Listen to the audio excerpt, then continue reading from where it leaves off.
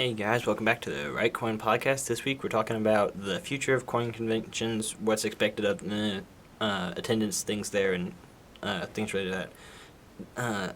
I'm basically going to be reading an article, so if you guys just want to, listen for sure, but if you want to read the article for yourself, it's going to be in the description.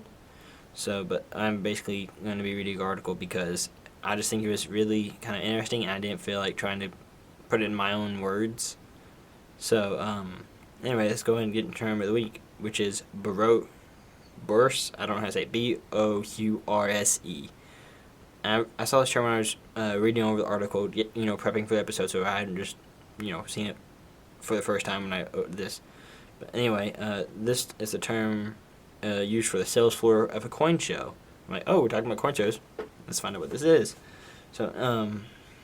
The trivia question is actually really out of the blue, I think. I don't know how many people actually know this without Google. But the trivia question is, what year and where was the very first coin show in the United States? And you're like, how long ago was this? But you will find out, because I will tell you after I read the article. This was written by Jeff Garrett for NGC, and it's published on the Coin Week website as of November 1st, 2019. So a lot of November 1sts for these past couple of weeks.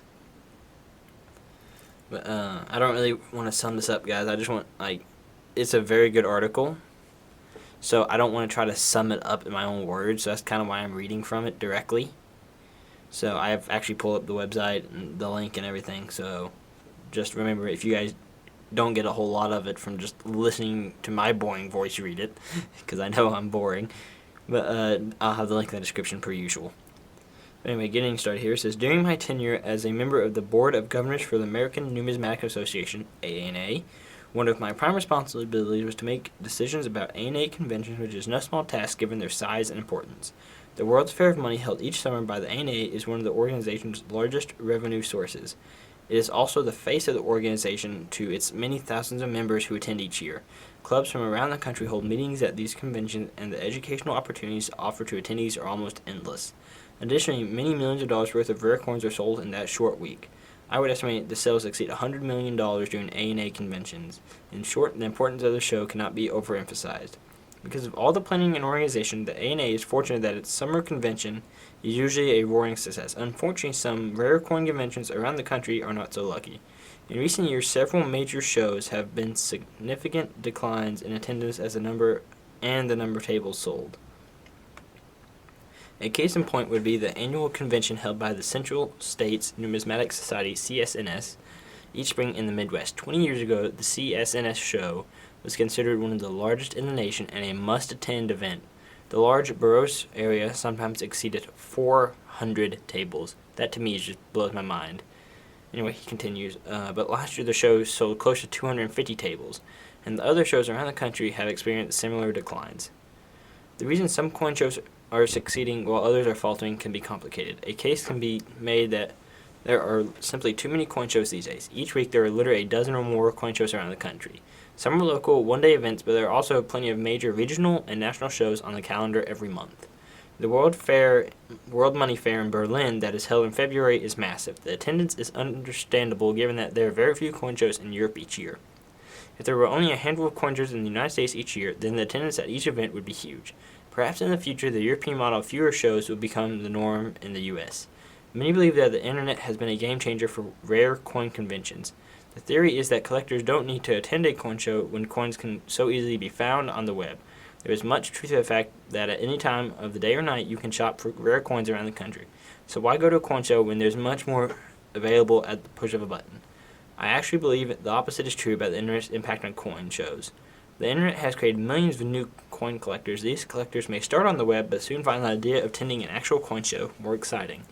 My analogy for this effect is the spread of legalized gambling in the United States. Many predicted that a casino in every large city would destroy the gaming industry in Las Vegas.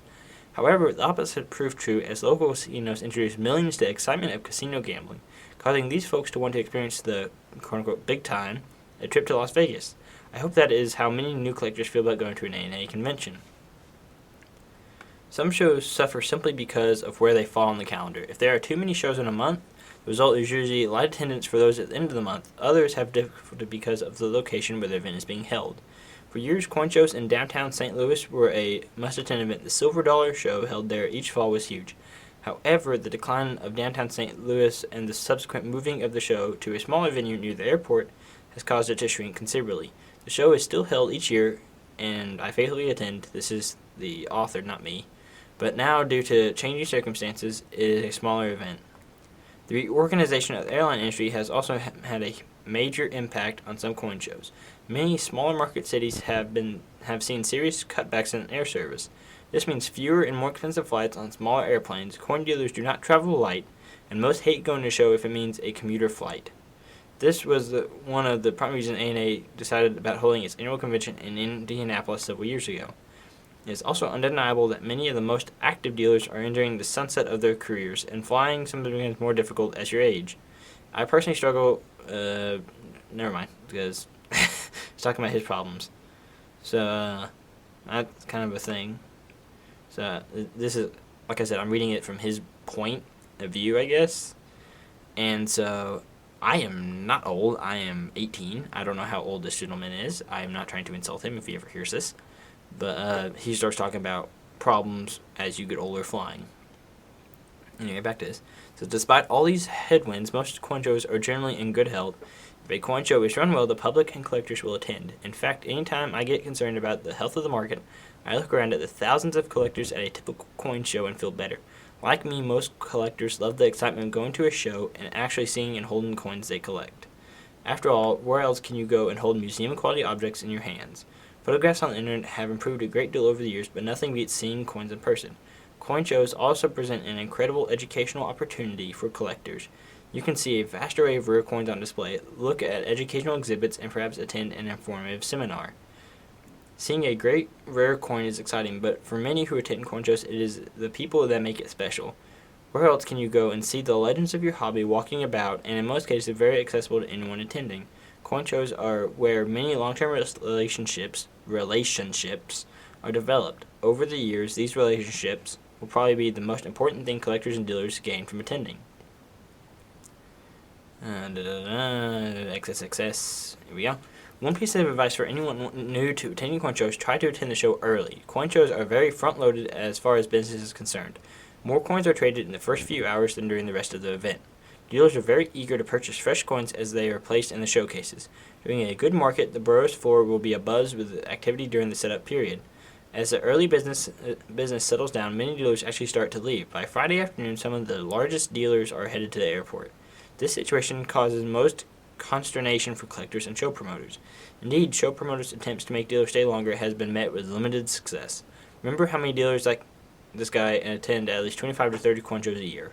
Being away from home most every weekend would be impossible for anyone trying to maintain a family life. That said, I hope to meet anyone reading this article at the next major coin show just to be sure they're there by Friday for the best experience. So he closes out saying, hey, make sure you're at the next show. I'll try to see you there. I can't afford to go anywhere out of state.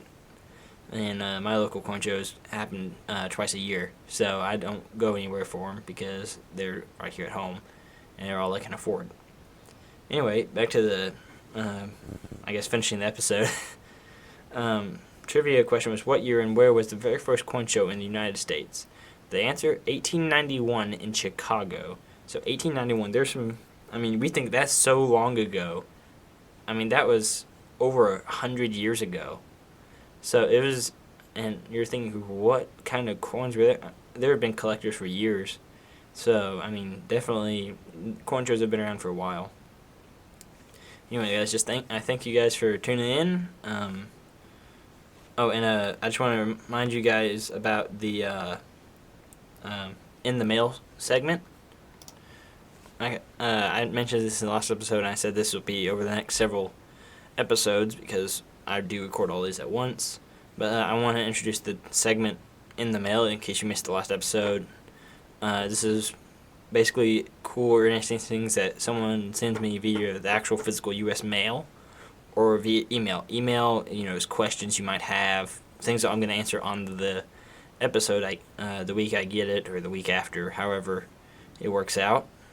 And so I thought you guys, it would the thing with this is I've tried a couple things before, not on the podcast, but with YouTube and things, where it requires viewer participation. So that's kind of my fear with this, is that I'm not going to get any participation. I'm just going to be talking about this for like the next 2 months, and nothing's going to show up, or I'm not going to get any emails or anything like that. But if you guys want to email me to get my address or anything, or the question, it's the rightcoinpodcast@gmail.com. So, and it'll be in the description of the episode as well. So you can always check that out. I'm considering trying to find a partner for the podcast. I know I mentioned it, I want to say 3-4 episodes ago. And I just thought I'd bring it up again. So if you guys have, a suggestion of how to find somebody, or you're someone interested, we could try to work something out. And I'm sure you're not in my local area, so we could try to like Google Hangouts, things like that, to try to make an episode more interesting. Because if there's 2 of us, I have a lot of work. I have school, work, life happens, things like that. So one of us could pick up slack here or there. We're prepping an episode. We record episodes, and then one of us publishes it, and we do that, something similar. But yeah, I guess that's it, guys. Make sure I have the article down below so you guys can check it out, and I'll see you on the next one.